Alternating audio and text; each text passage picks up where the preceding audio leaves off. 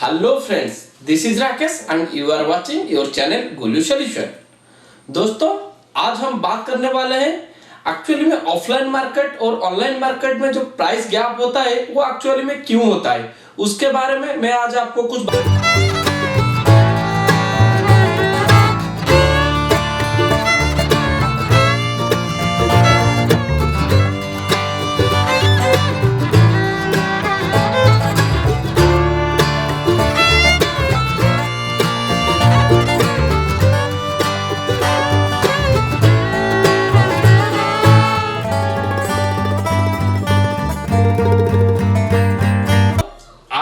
हमेशा मार्क करते होंगे कि अगर एक आईटी का प्रोडक्ट, मैं स्पेशली आईटी के बारे में आपको बताने जा रहा हूं।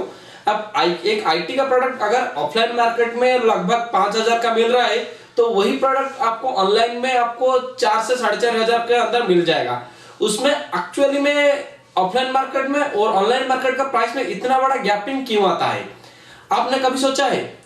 कुछ लोगों को मानना है कि वो जो रीसेलर है हमारा वो ज्यादा प्रॉफिट रख लेता है, इसीलिए वो ऑफलाइन मार्केट में ज्यादा रेट में बेचता है, लेकिन एक्चुअली में ऐसे नहीं होता है। मैं आपको बताऊंगा उसका एक्चुअली में प्रॉब्लम क्या आता है। तो दोस्तों, आप अगर एक मान लीजिए एक प्रोडक्ट मैन्युफैक्चर हो गया, वो प्रोडक्ट 100 रुपए में मैन्युफैक्चर हो गया, वो प्रोडक्ट उससे मैन्युफैक्चर के बाद आपको जाएगा, आपका एनडी के पास आता है, जो आपका एनडी का मतलब है नेशनल डिस्ट्रीब्यूटर जो होता है, उसके पास आता है।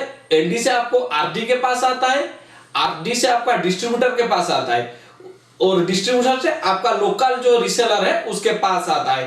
तो ये जो साइकिल, पूरा साइकिल होता है ना, ये साइकिल में हर बीच में वो उनका प्रॉफिट का कुछ परसेंटेज रख लेते हैं। इसीलिए जो प्रोडक्ट मैन्युफैक्चर हुआ है 100 रुपए में, वो आपको नीचे आते आते 115 या 120 का हो जाता है।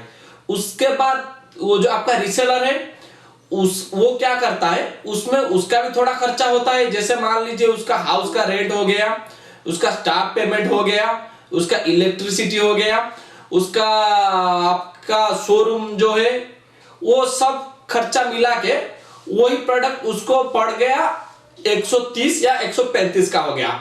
उसके बाद वो उसमें 10% या 15% प्रॉफिट रखेगा, तो उसका टोटल प्रोडक्ट वो जब बेचने जाएगा वही 100 रुपए का प्रोडक्ट उसको 150 में वो बेचता है।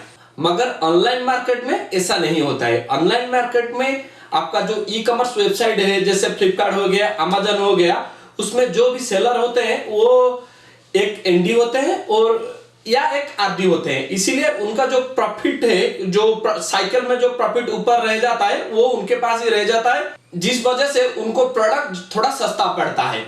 और एक बात है, आपका जो लोकल रीसेलर है वो प्रोडक्ट 1, 2, 3 या 5 ही खरीदता है, लेकिन जो एनडी होते हैं, वो आरडी होते हैं, वो आपका ब्लॉक परचेज करते हैं। जैसे कि आपका एक ही प्रोडक्ट का वो एक साथ ही 100 पीस मंगा लिए और 200 पीस मंगा लिए, इसके लिए उनको थोड़ा प्रोडक्ट और थोड़ा सस्ता पड़ जाता है।